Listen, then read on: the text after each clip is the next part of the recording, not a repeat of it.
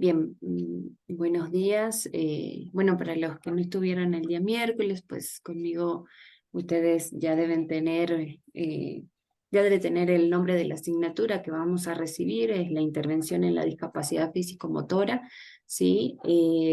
Esta jornada pues va a ser un poquito corta, pero todo aquello que no alcancemos a tocar el día de hoy, voy a tratar de cubrirlo el día miércoles, ¿sí? Y también, por supuesto, orientarles el trabajito que tenemos en función de lo que se trabaja el día de hoy, más lo que se trabaja el día miércoles, y ustedes ya cuentan con todos los recursos materiales que ya se encuentran en el aula virtual, ¿sí? Para precisamente poder ir avanzando, ¿no? La idea es que vayamos haciendo seguimiento de la elaboración de los productos para que no tengamos contratiempos, ¿sí?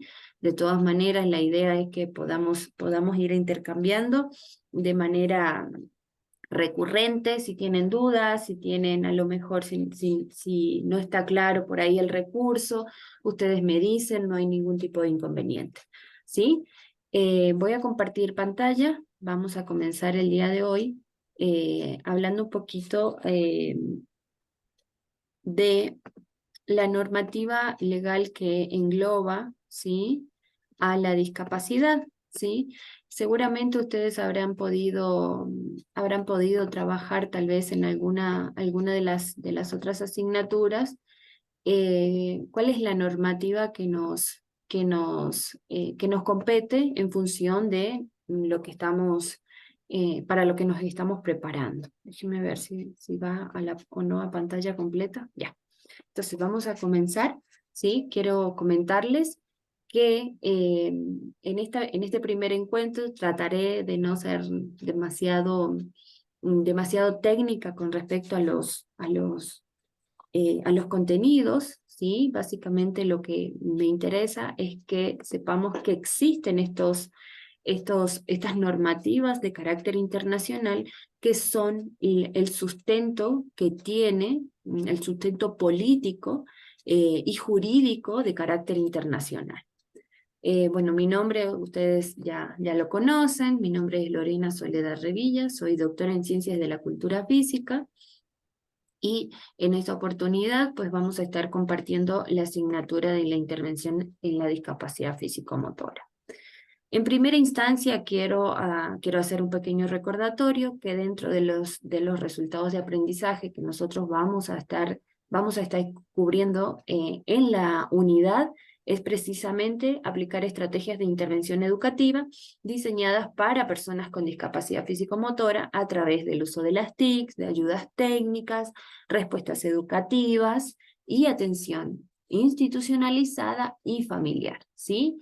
Con la idea de lograr la igualdad de oportunidades en el acceso de los recursos públicos de forma inclusiva, ¿sí? Entendiendo esta educación inclusiva en su globalidad, haciendo alusión a los principios, haciendo alusión a sus normativas, haciendo alusión también a la eliminación de barreras para el aprendizaje y la participación.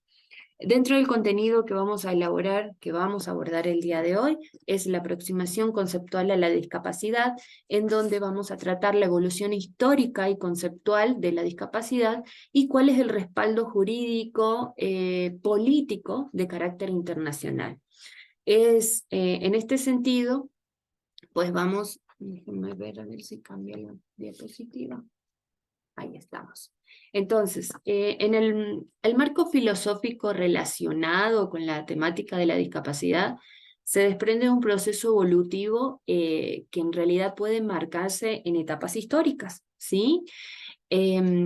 Estos fueron denominados a lo largo del tiempo de diferentes maneras, ¿sí? Y para efectos de lo que trataremos el día de hoy, se plantean tres paradigmas conocidos, ¿sí? El paradigma tradicional, el paradigma biológico o de rehabilitación también conocido, y el paradigma de los derechos humanos. Cabe recalcar que todos estos modelos o paradigmas coexisten en la actualidad a nivel mundial, ¿sí? Es por eso que tienen, según sea el caso, tienen tendencias marcadas y que dependen de los aspectos sociopolíticos de cada país. Entonces, lo que sí nos interesa es que podamos ver las características que ha tenido estos diversos modelos, a decir de López Masís, quien es el autor que nos propone, ¿sí?, esta descripción. En el caso del modelo tradicional hay una concepción marcada por la marginación, por el aislamiento, ¿sí? Aquí el denominador común en este modelo es el sometimiento y la dependencia. Toda persona que presente algún tipo de discapacidad o sujeto con algún tipo de problema en este caso requieren ser asumidos por el ámbito médico sanitario o incluso el religioso, ¿sí? Dentro de estas características pues podemos ver que hay una visión bastante diferente a la que actualmente conocemos, ¿no? Entonces, ir viendo las características que tienen, déjenme admitir a los compañeros que están en sala, es bastante diferente a lo que actualmente conocemos. El otro modelo, a ver, aquí estamos. El otro modelo nace entre las dos guerras mundiales, ¿sí? Entre la Primera y la Segunda Guerra Mundial, y se afianza después de la Segunda, ¿sí? Aquí se otorga a la persona con discapacidad un papel pasivo en el cual debe ser un receptor de servicios institucionalizados o de rehabilitación, ¿sí?, los cuales fueron liderados y decididos por profesionales de renombre, ¿no? Esto que persigue lo que persigue este modelo es que la persona alcance el estado más cercano a lo que se denomina normalidad, para luego incorporarse a la sociedad.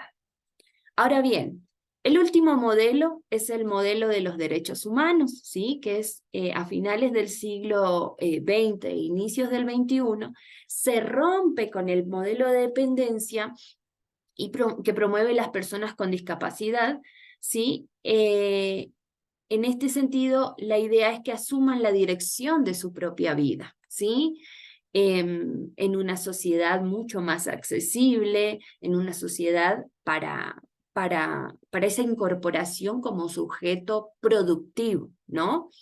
Este modelo pretende, y este es el actual, el que conocemos, pretende la eliminación de las barreras, ¿sí?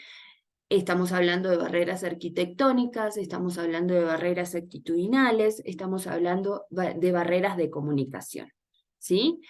Estas mismas personas plantean su derecho de la toma de decisiones con respecto a su propia vida, a su autonomía, a la elección de los apoyos que requieren, ¿sí?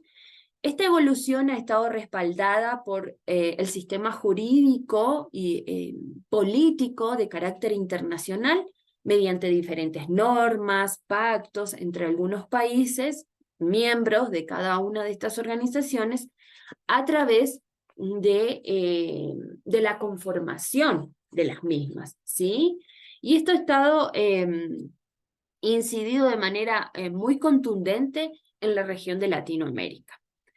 Pasemos a pensar en la Organización de las Naciones Unidas, ¿sí? La Organización de las Naciones Unidas fue fundada en el año 1945, ¿sí? Esta organización facilita la cooperación en asuntos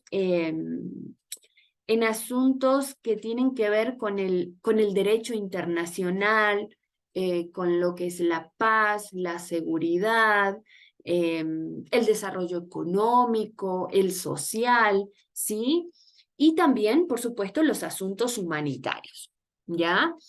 Sin dejar de lado, por supuesto, los que tienen que ver con los derechos humanos, ¿sí?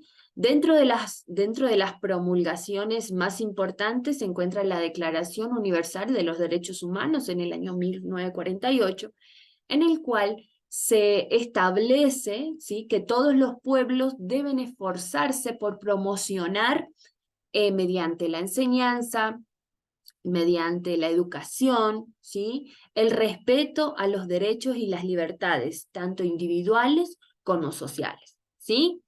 Entonces, más adelante, en el año 1969, surge la Convención Americana de los Derechos Humanos, ¿sí?, que busca en este caso proteger y garantizar las libertades, ¿sí?, fundamentalmente las libertades y los derechos de todas las personas que en este caso poblamos el continente. Ya en 1982 se aprueba el Programa de Acción Mundial para las Personas con Discapacidad, y aquí eh,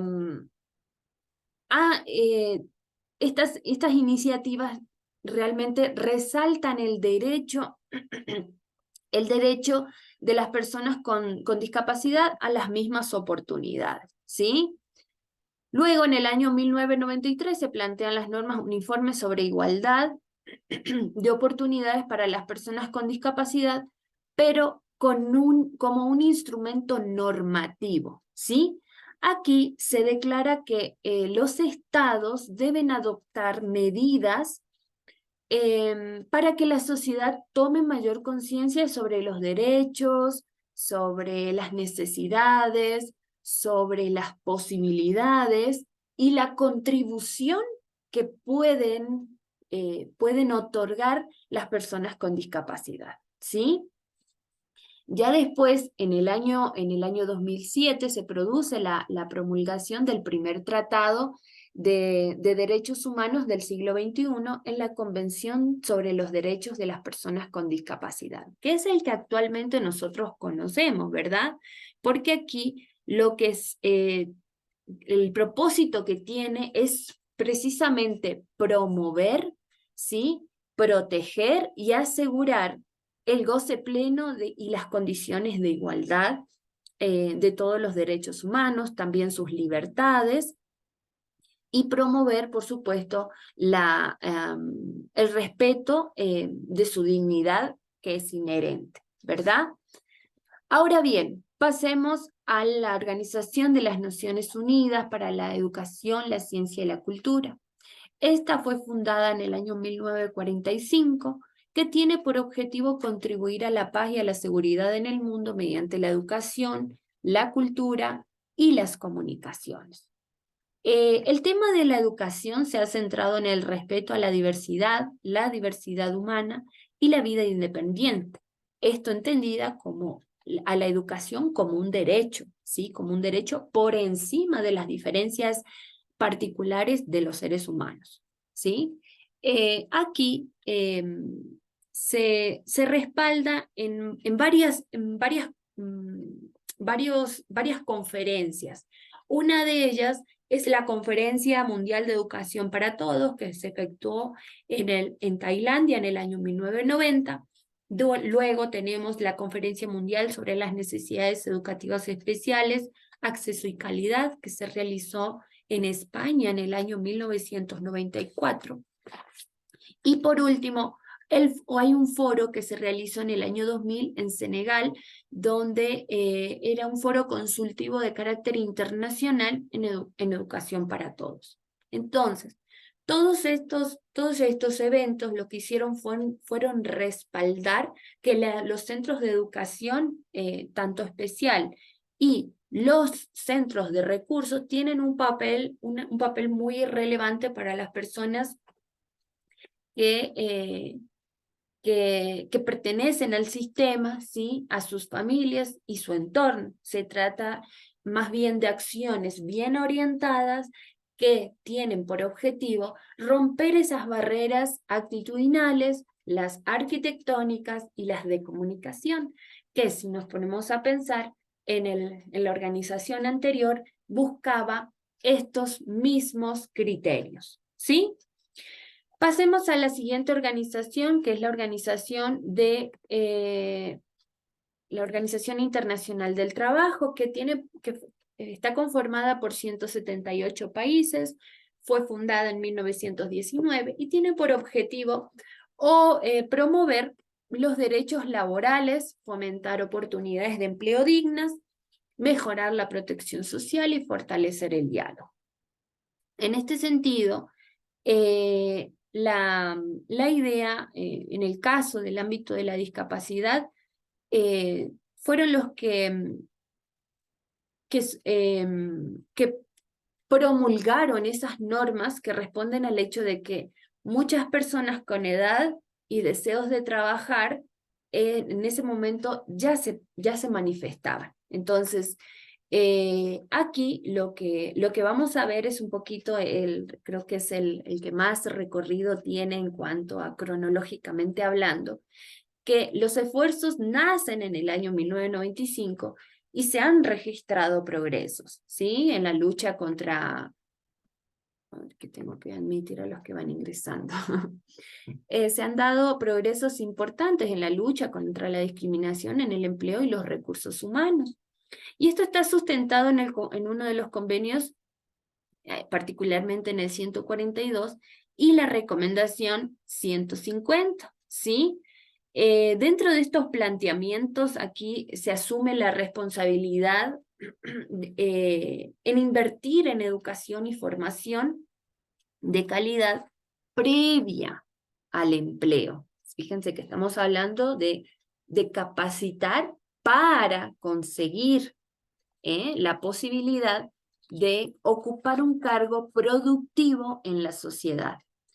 Reconociendo que es fundamental disponer de docentes, de disponer de formadores que estén calificados y que trabajen en condiciones docentes, el desarrollo de estrategias, el desarrollo de medidas, de programas igualitarios en cuanto a las oportunidades, con el objetivo precisamente de reducir las desigualdades, ¿no? Ya en el convenio 159 tenemos la readaptación profesional y el empleo de las personas inválidas, ¿sí?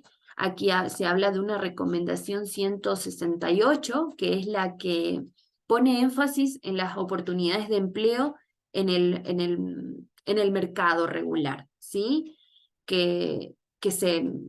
Es un aspecto que se enmarca en uno de sus artículos, que indica que dicha política, ¿sí?, se basará en el principio de igualdad de oportunidades y de trato, ¿sí? Y ya en el último milenio cuenta con un repertorio. Fíjense que ahora ya hablamos de repertorio, ya no son convenios específicos, sino con una serie de recomendaciones, ¿sí?, de carácter práctico sobre la gestión de las discapacidades en el lugar de trabajo. Aquí es importante porque la organización diseña que el hecho de guiar a los trabajadores a adoptar esas estrategias positivas de gestión están relacionados con la discapacidad en el lugar de trabajo, ¿sí? ¿Qué quiero decir? De acuerdo a estos postulados, la participación e iniciativa de las personas con discapacidad en la implementación de estas reformas ha generado un reforzamiento, incluso un avance sumamente significativo para que se empoderen de los espacios que se les está brindando, ¿sí? Ya más adelante, a ver, vamos a emitir. Ya más adelante pasamos a uno de los organismos más conocidos hoy en día, ¿no?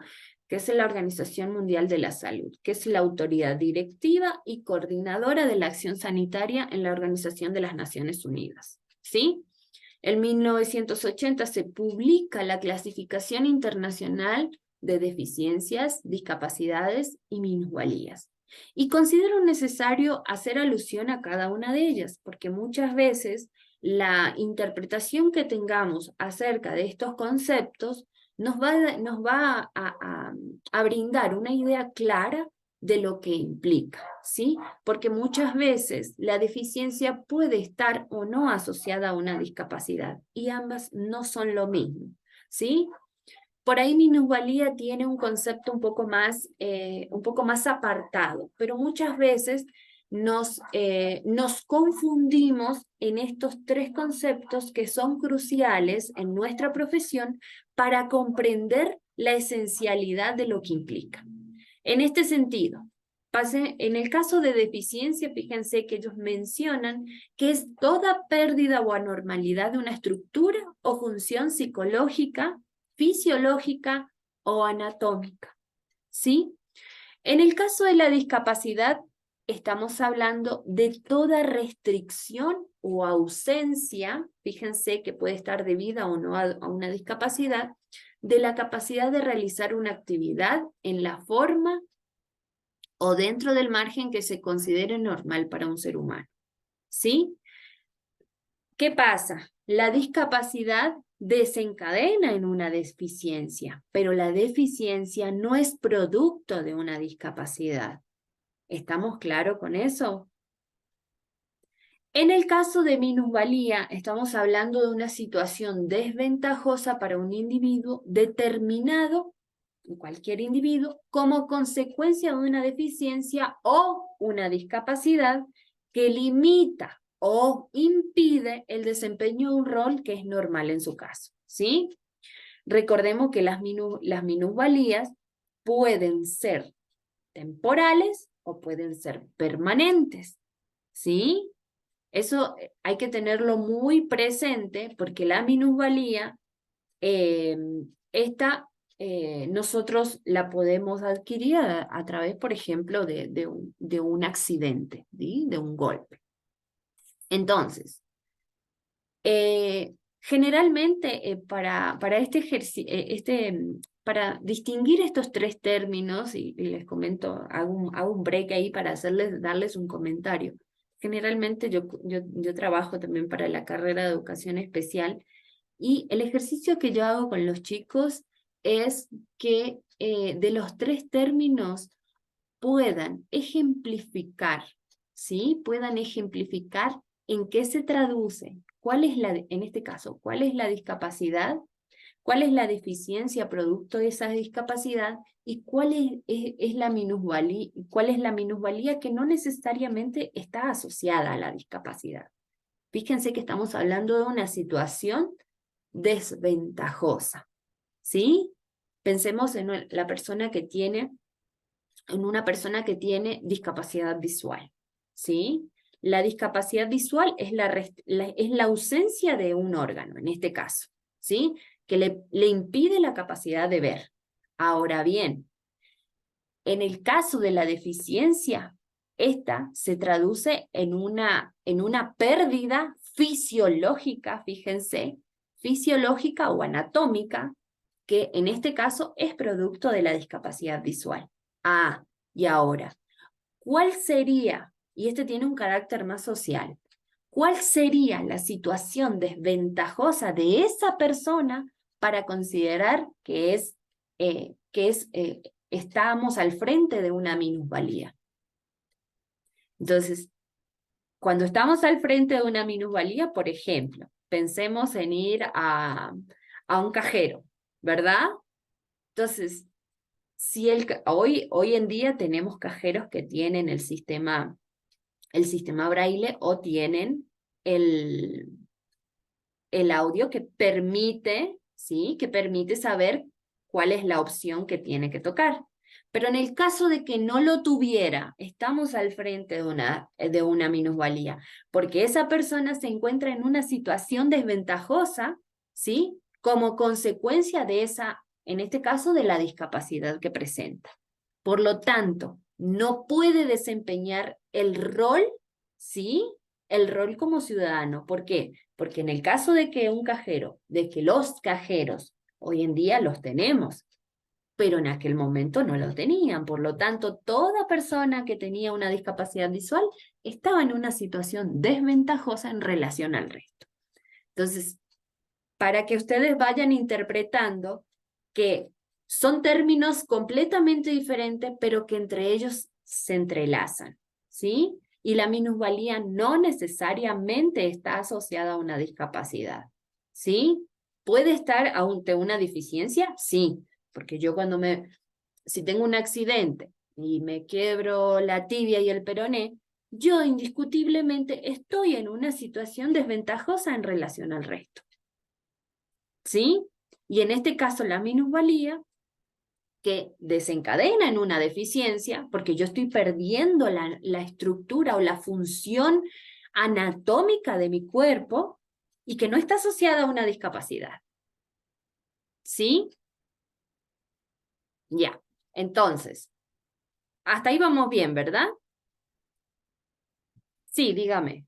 Sí, dígame, O Yadira. sea, Doc, que la deficiencia se podría decir es temporal, No porque siempre, si esto no siempre. no siempre. Eso no me queda claro. La La discapacidad. minusvalía puede ser temporal. La deficiencia, en algunos casos, sí es temporal. Oh, Fíjese, la deficiencia puede estar asociada a la discapacidad. Y la discapacidad, por ejemplo, esa sí es permanente, ujú, ¿verdad? sí. Entonces, si la deficiencia está asociada a la discapacidad, no es temporal, es permanente, Oh, al igual que la discapacidad. Pero si está asociada a una minusvalía, sí es temporal, mm, ya, ya, Doc, gracias. ¿ya? Perfecto. Gracias por su pregunta igual también. Bien, entonces, a ver, nos quedamos un poquito allí. Bueno, ahora quiero pasar a la clasificación internacional del funcionamiento de de la discapacidad y la salud. Aquí tenemos, bueno, esto fue en el año 2001, ¿sí? Y que en este sentido se difundió esta clasificación porque había mucha preocupación por este etiquetado, ¿sí? Este constante etiquetado es sistemático acerca de las personas con discapacidad. Y básicamente lo que hizo fue dar un giro sobre un giro de esta nueva clasificación para que no se centre únicamente en la persona y se vuelva más bien una clasificación con características de salud de todas las personas que habitan el contexto en situaciones individuales de su vida, ¿no? Y también para los efectos ambientales. Aquí la idea es que haya una interacción entre la salud y los factores contextuales que se producen en una determinada discapacidad. En este sentido, eh, esta clasificación considera estos aspectos que ustedes pueden ver en la presentación, donde se toma en cuenta el aprendizaje y la aplicación del conocimiento, donde se tienen en cuenta las tareas y las demandas generales, donde se tiene en cuenta la comunicación, la movilidad, el autocuidado, la vida doméstica, las interacciones. Fíjense que aquí se tienen en cuenta las interacciones y relaciones interpersonales, no solamente con el contexto estrecho o el contexto familiar, sino a la amplificación de los contextos entre los grupales, los escolares y los comunitarios, donde se toma en cuenta las áreas principales de la vida comunitaria, social y cívica, ¿ya? Esta clasificación fue una de los últimos más significativos que se produjeron en el último tiempo y por lo tanto toma en cuenta muchos más elementos de los que al inicio se habían considerado. Ahora bien, pasemos a la Organización de los Estados Americanos. En los años 70 se fortaleció el cuestionamiento sobre el concepto tradicional de discapacidad, ¿sí? Aquí en la década de los 70 se produce este cuestionamiento y que los organismos que hacían parte de la Organización de Estados Americanos se dieron a la tarea de formular, ¿sí?, una nueva concepción, una concepción que englobe mucho más elementos, en este sentido, que esté relacionada con las limitaciones cotidianas experimentadas por las personas que presentan discapacidad, con el objeto de dejar más en evidencia las dificultades que han tenido a lo largo de su vida para enfrentar el día a día, ¿no? A causa precisamente de las barreras impuestas por el medio social, ¿sí? Entonces, en este sentido y en la actualidad se plantea este cuestionamiento a los programas y servicios que se implementan y se defiende la necesidad de fomentar la inclusión de las personas que presentan discapacidad en todo el ámbito del medio social, ¿ya?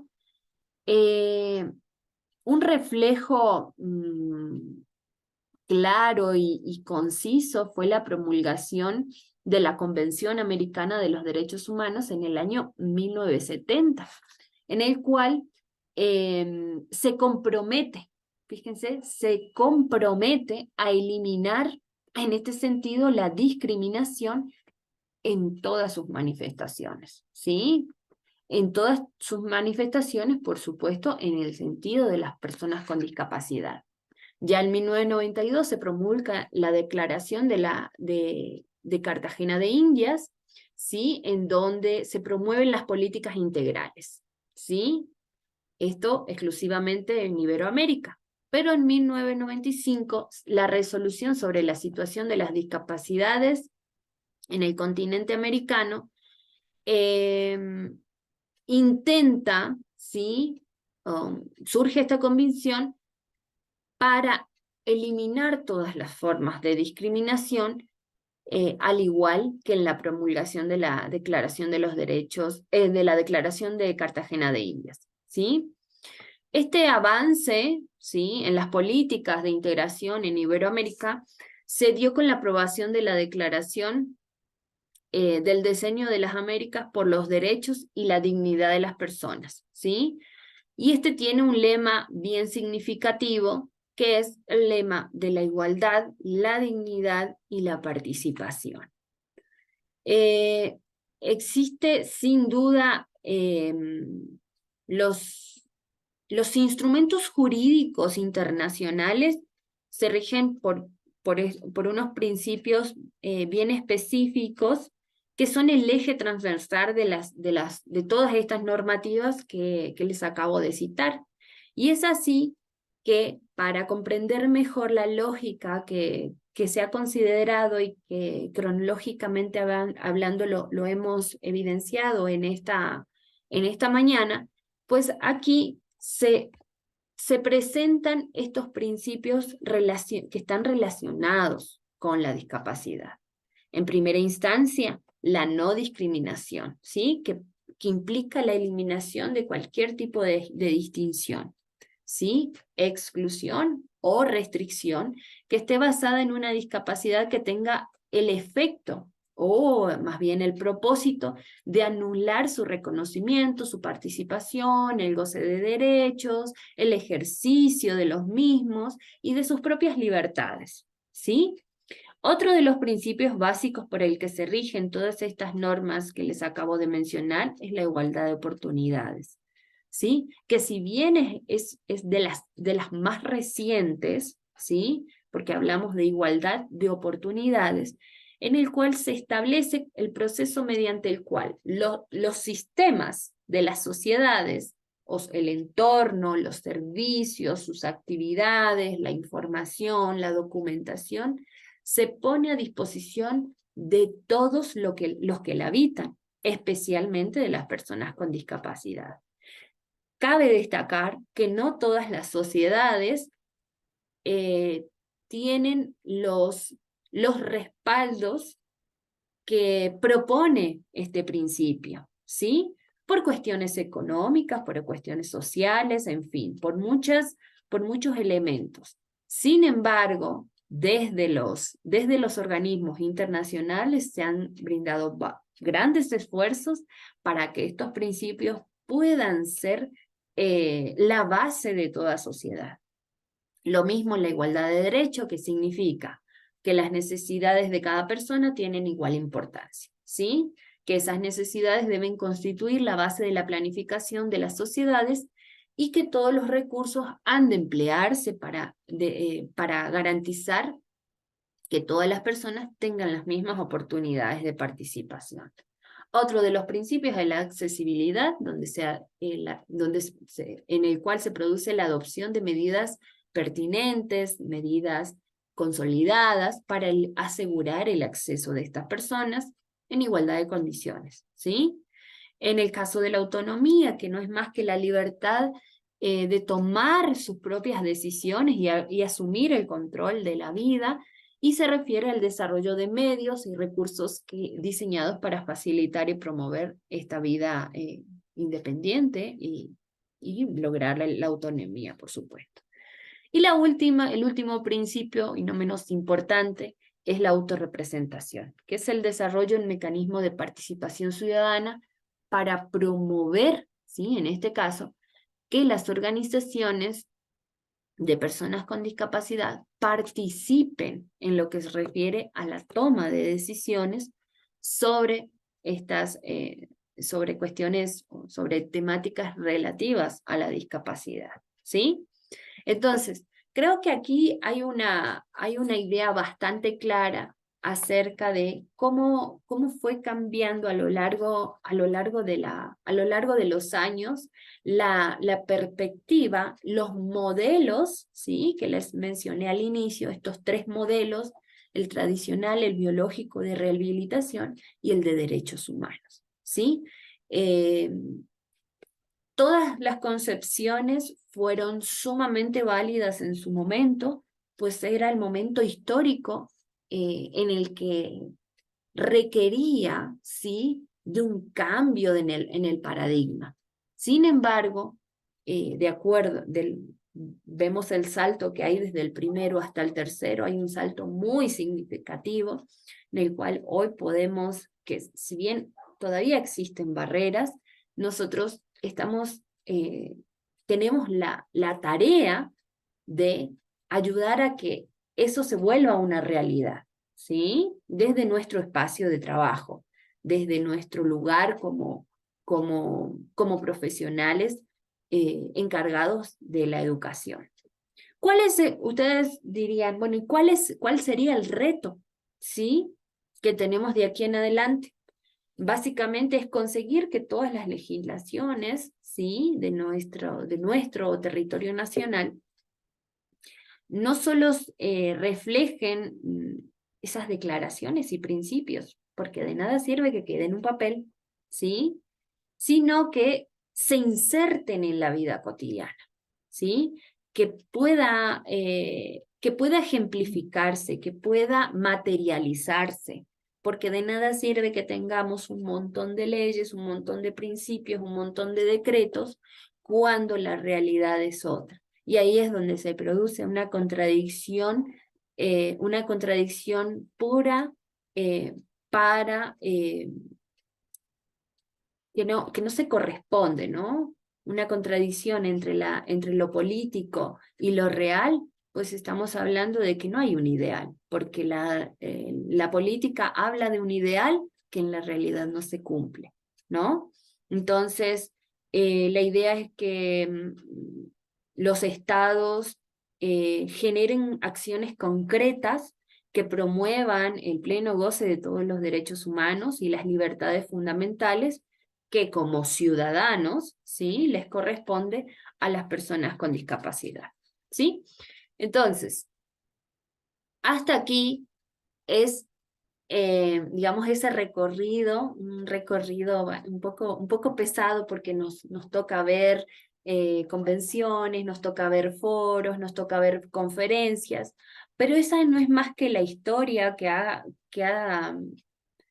eh, que ha tenido el término de la discapacidad.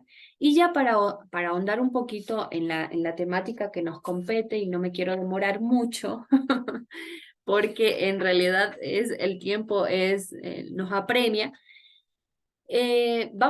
vamos a pasar directamente a la discapacidad motriz, que es la nuestra, digamos, ¿no?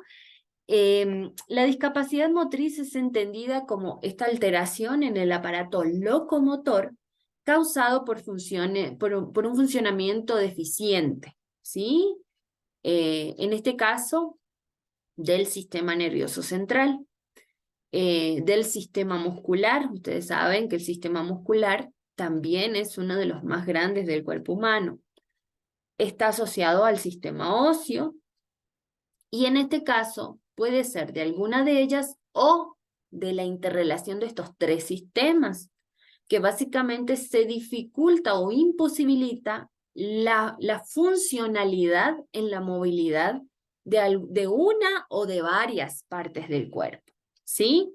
Esta es una definición creo que bastante sólida que nos permite comprender que la discapacidad motriz, a diferencia de las otras, se puede evidenciar, ¿sí? A través de la observación. Se evidencia a través de la observación casi que directamente, de una manera muy,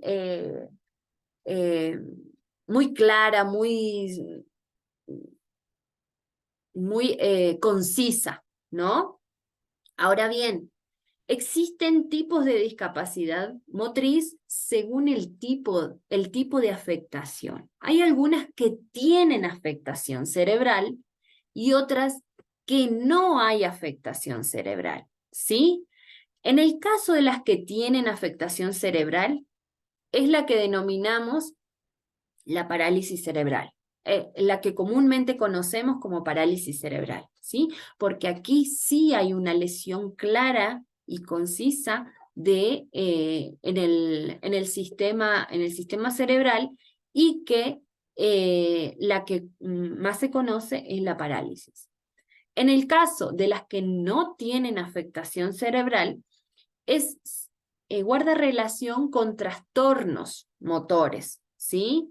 A consecuencia de algo. En este caso, algunas de las más comunes son las personas que han sufrido de poliomielitis, las que tienen espina bífida o las que tienen algún tipo de miopatías, ¿sí? Eso es en el caso del grado o el tipo de afectación. Ahora, existe otra clasificación de la discapacidad motriz que está asociada a, en una parte, el momento en que se produce la alteración, que puede ser congénita o adquirida. Ustedes saben que lo congénito es lo que traigo y lo adquirido es luego del nacimiento, ¿verdad? Que puede ser una lesión, puede ser una caída, puede ser un traumatismo. También se clasifican por la duración de esta alteración, que puede ser temporal o permanente, ¿sí?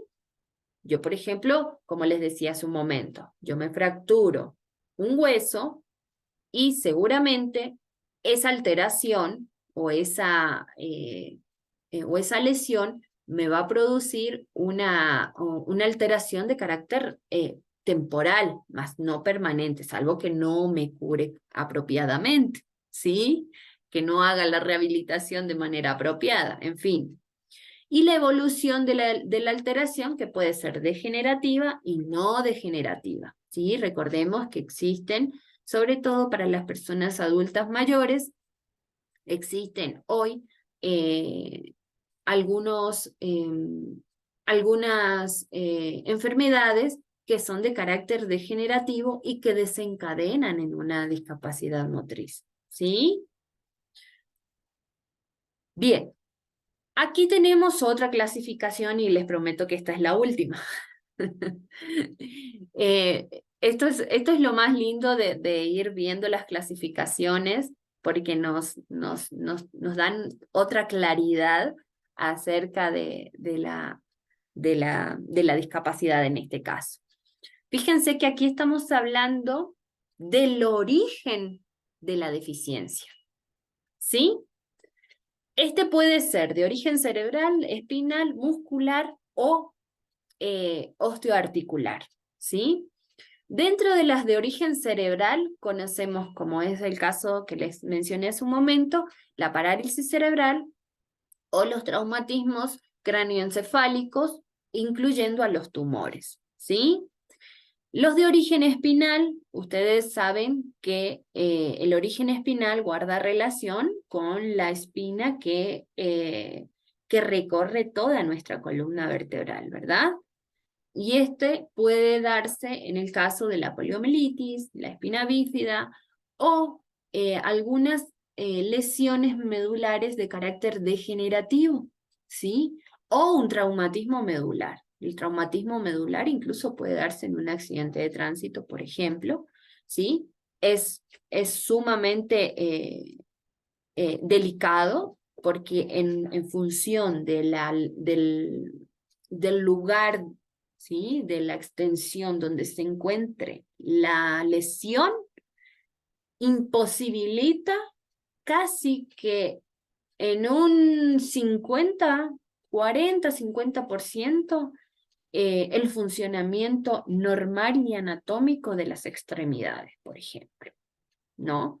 En el caso de los de origen muscular, aquí se dan las miopatías, que son las más conocidas, son la distrofia muscular progresiva de Duchenne, que si quieren después podemos ver cuáles son esas características específicas de esas miopatías, y la distrofia escapular de Landau-Siedejerin, ¿sí? Esa no es tan conocida, más es conocida de la de Duchenne, pero son las que les puedo mencionar, ¿sí? Y en el caso de las de origen osteoarticular, aquí tenemos malformaciones congénitas, ¿sí? Que pueden ser amputaciones, que pueden ser luxaciones o la artrogriposis. ¿Sí saben cuál es la artrogriposis? Después si quieren les traigo algunas imágenes. La artrogriposis, ¿vieron los niños que vienen que nacen con las piernitas así para adentro?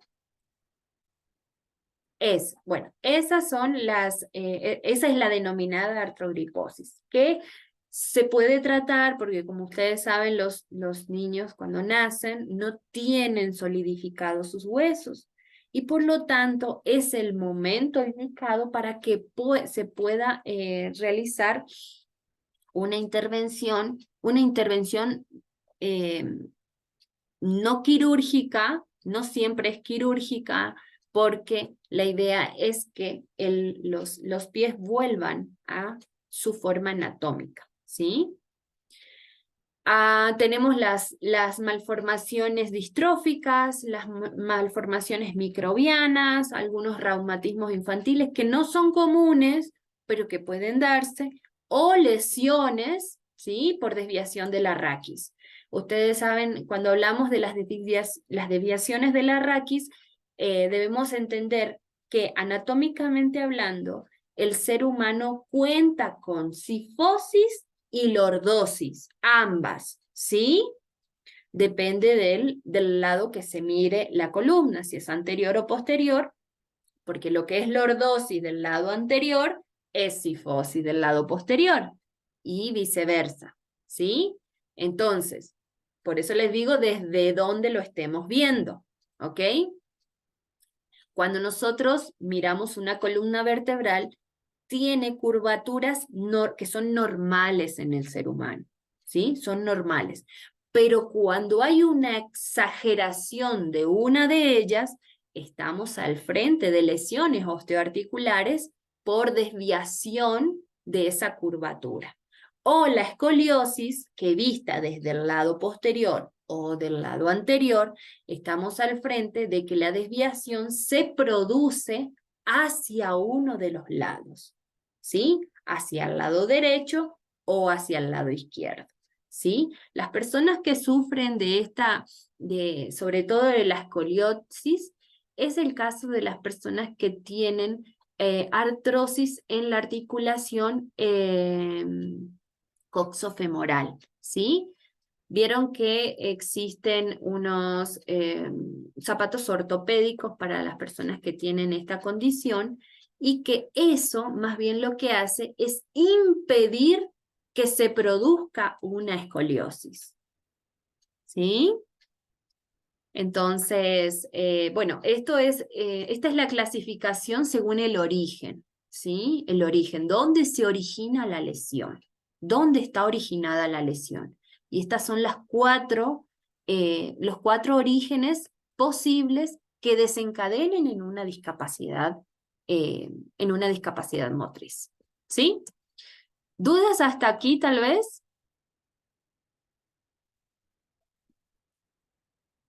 ¿No?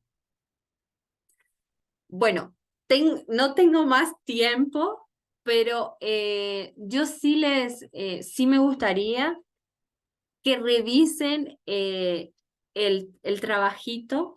Hay un trabajito en el aula virtual que, bueno, el día miércoles lo vamos a retomar, ¿sí? Porque a mí en realidad lo que me interesa es que podamos ir avanzando para no tener contratiempos cuando terminemos la asignatura. Nosotros vamos a elaborar un pequeño cuadro sinóptico, no sé si ustedes lo han podido revisar en el aula virtual, un pequeño cuadro sinóptico donde se les solicita que ustedes puedan trabajar en la definición, en las causas, en la clasificación y en los tipos de discapacidad motriz. Sería súper bueno, yo los exhorto a que me revisen el material para el día miércoles, si es posible, para que vengamos un poquito más preparados y no así a ciegas, para que podamos trabajar y que todas las dudas podamos solventarlas en el encuentro, ¿sí?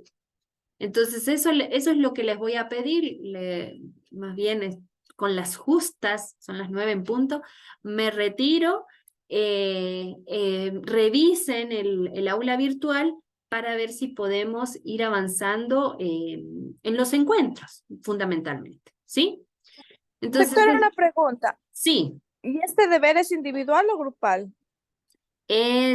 Bueno, el día miércoles habíamos trabajado y este es en grupo.